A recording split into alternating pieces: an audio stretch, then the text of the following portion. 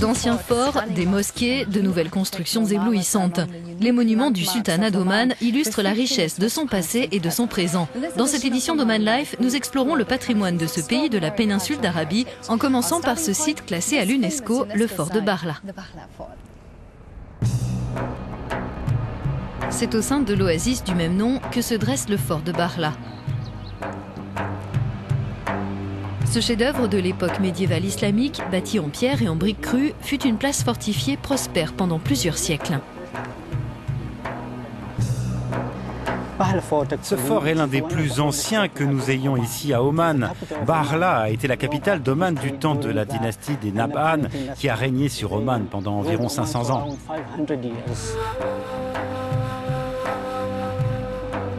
À l'époque, une partie de la population vivait à l'intérieur de ces murailles. La plupart des habitations étaient reliées entre elles et l'intérieur était richement décoré.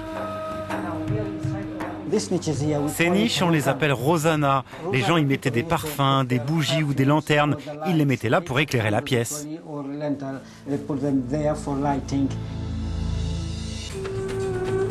Nous quittons le fort de Barla pour la capitale Mascate, bordée par l'océan Indien et par des montagnes escarpées. Avec son architecture de style oriental, la ville laisse entrevoir une fusion entre tradition et modernité.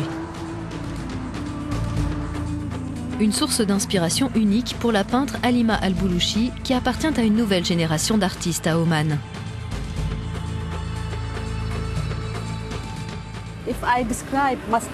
Si je devais illustrer Mascate en couleurs, je pense que je choisirais d'abord le blanc, parce que tout est blanc ici. Les maisons sont blanches.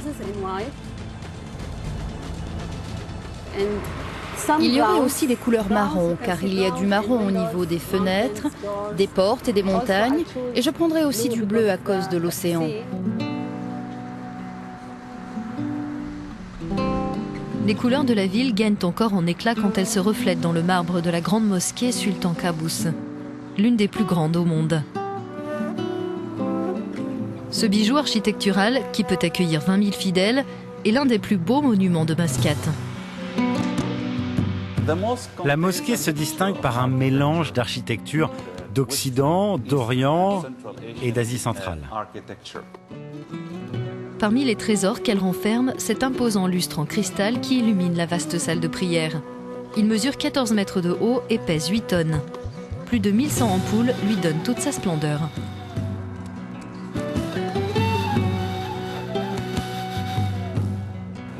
C'est un endroit dont nous sommes fiers. Cette mosquée est le symbole de l'identité omanaise.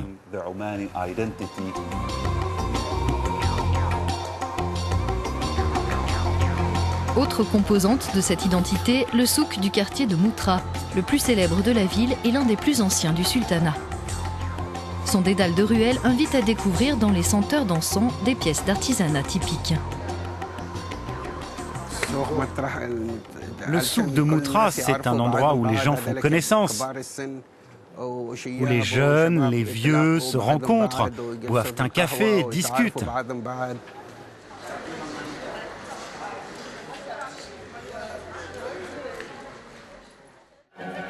Changement de décor radical, nous pénétrons dans l'Opéra Royal de Mascate qui a déjà accueilli de grands noms de l'art lyrique, comme Jonas Kaufmann, Placido Domingo et René Fleming.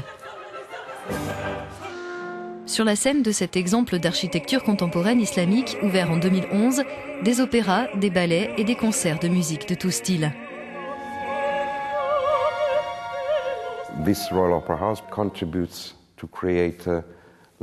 Cet opéra royal contribue à faire le lien entre différentes cultures et à donner l'opportunité aux jeunes générations de s'intéresser à leurs traditions du passé, mais aussi de regarder vers l'avenir.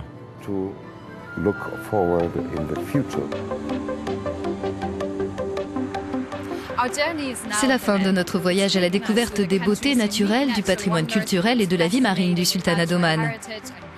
Pour revoir nos reportages, n'hésitez pas à vous rendre sur notre site internet. Merci de votre attention.